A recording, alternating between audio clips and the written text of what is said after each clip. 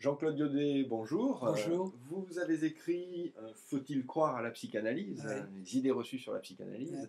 À votre sens, quelle est l'idée reçue la plus courante sur la psychanalyse?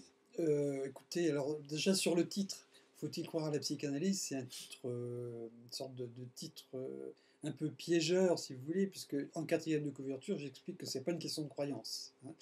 Alors, si vous voulez, l'idée reçue que j'aimerais bien voir continuer d'exister, c'est l'idée selon laquelle faire une psychanalyse, ça permet d'être mieux dans sa peau, hein, même si c'est un peu dur à vivre, puisque très souvent, le fantasme courant, c'est de penser que la psychanalyse, c'est une épreuve dans laquelle on va souffrir, etc. Je crois que c'est pas si vrai que ça, mais que l'on garde cette idée que ça peut soigner.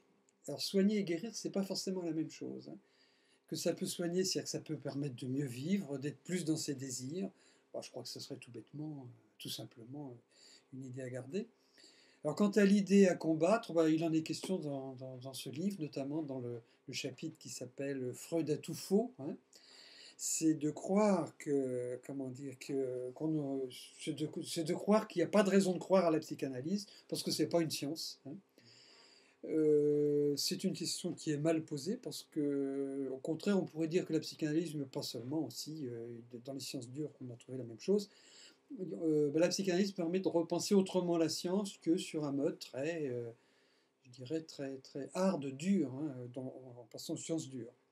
Enfin, pour terminer, je dirais que ce qui est gênant aujourd'hui dans la psychanalyse et pourquoi il ne faut pas y croire, c'est que d'une part, quand on fait une psychanalyse, on est entraîné à repérer tout ce qui est de l'ordre de ces déterminismes.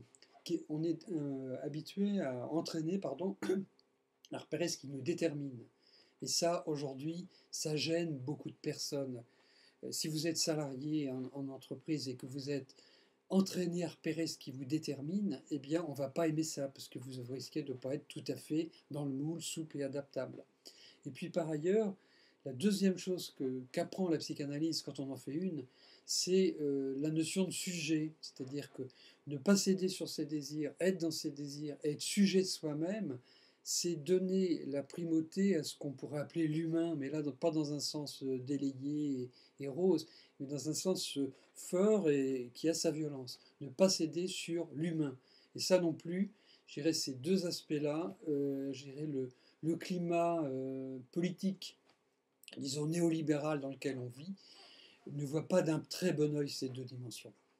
Et à votre sens, quelle idée reçue aimeriez-vous voir disparaître définitivement quant à Oh la je crois que c'est psychanalyse? celle-là, hein, c'est Ouais. celle-là, c'est-à-dire la psychanalyse à tout faux. Moi j'en parle puisque c'est un peu d'actualité avec Michel Onfray, etc. Voilà, Jean-Claude Daudet, je vous remercie. de rien.